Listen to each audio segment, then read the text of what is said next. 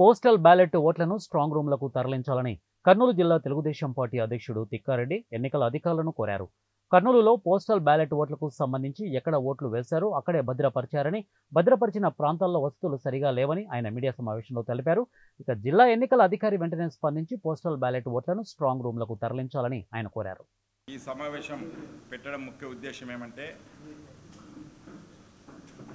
మన రాష్ట్రంలో MP MLA ఎన్నికలు సార్వత్రిక ఎన్నికలు 13వ తారీఖు జరిగినాయి.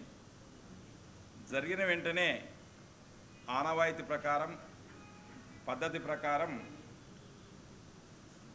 అన్ని ఈవీఎం బాక్సులు ఎన్నికల కమిషనర్ అంటే డిస్ట్రిక్ట్ ఎన్నికల కమిషనర్ గారు కేటాయించినటువంటి ఆ స్ట్రాంగ్ రూమ్లకు అన్నీ చేరుకున్నాయి.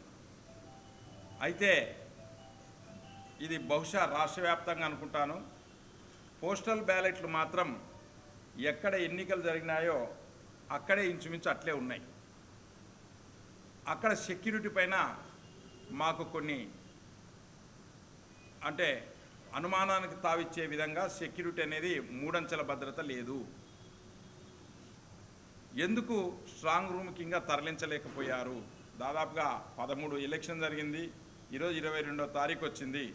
కాబట్టి ఎన్నికల కమిషనర్ గారికి మేము ఈరోజు రిక్వెస్ట్ చేస్తూ ఉన్నాం, వెంటనే ఇక్కడ ఉన్నటువంటి స్ట్రాంగ్ రూముల్లో కానీ ట్రెజరీల్లో కానీ ఎక్కడంతా ఆర్ఓ కంట్రోల్ అంటే కాన్స్టిట్యున్సీ ఆర్ఓ కంట్రోల్లో ఉన్నటువంటి ఈవీఎంలని సెక్యూరిటీలో అక్కడ ఉన్నటువంటి ఎమ్మెల్యే క్యాండిడేటు, ఎంపీ క్యాండిడేటు